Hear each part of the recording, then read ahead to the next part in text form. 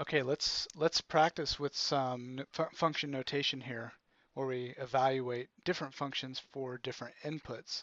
I have four different functions up here, f, g, h, and m, and I'm going to evaluate these functions for different values. So for example, determine f of, well, let's call this example 1. Sorry.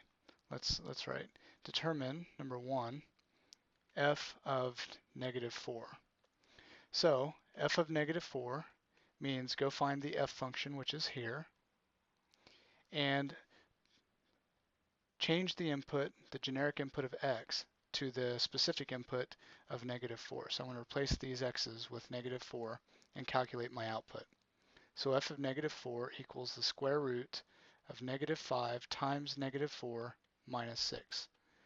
So f of -4 equals the square root of -5 times -4 is positive 20 minus 6.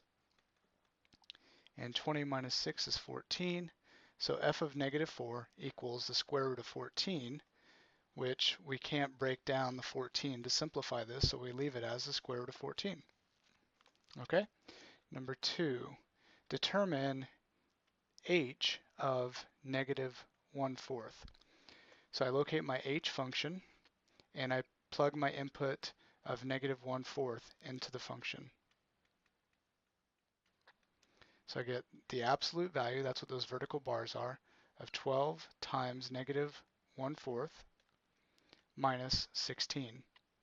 So we have h of -1/4 equals the absolute value. 12 times -1/4 is -3. So I've got the absolute value of -3 minus 16. So h of -1/4 equals the absolute value of -3 is positive 3 minus 16. So the absolute value of a number just changes it to a positive basically. Okay, so I just replace the absolute value with positive 3.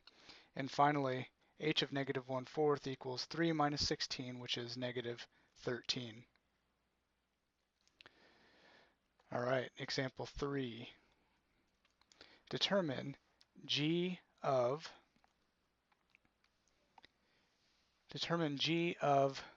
17. So g of 17, I go find my g function, and I replace all my inputs x with 17. So g of 17 equals, notice that there's no x over here, there's no variable.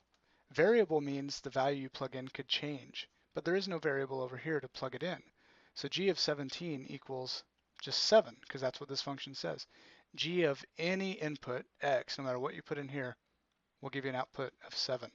So in fact, g of any number equals 7. So that's a very simple, but it's also a bit unusual if you're not used to seeing that. You're used to plugging numbers in for x. And if there's no x, what do? Well, you don't plug a number in. Okay, let's do one more example with the function m. Example 4, let's determine m of, let's not use a number now, let's use variables. You can do that as well. So let's say m of a plus h. All this means is take a plus h and put it as your input to the m function. Okay, now you have to be very careful about this. You need to use parentheses appropriately. Okay, just like we did in these other examples. So m of a plus h is going to equal 2 times the quantity a plus h squared minus the quantity a plus h, because I have to subtract all of a plus h, so I need it in parentheses. Now I need to simplify this. So a plus h squared, let's go do some side work here. Order of operations tells me I do not do the multiplication between these until I do the exponent. I have to do the exponent first. So let's figure out what a plus h squared is. Squaring something means to multiply it by itself. So I take a plus h times a plus h. When I multiply this out, I get a squared plus ah plus ha, or ah, plus h squared. So I've got one AH plus another AH in the middle, leaving me a squared plus 2 AH plus h squared. So I come over here and I replace this piece with what we just determined, a squared plus 2AH plus h squared. Okay? But that whole thing is multiplied by 2, so I have 2 times that whole thing. And then here, to get rid of these parentheses, I need to distribute my negative. So I get minus a minus h. Finally, to get rid of this first set of parentheses that remain, I distribute my 2 to give me 2a squared plus 4AH plus 2h squared minus a minus h. And there are no terms here, like terms here, to combine, so we are done. Now I just noticed I wrote this one a little differently than the others, and I didn't do that on purpose.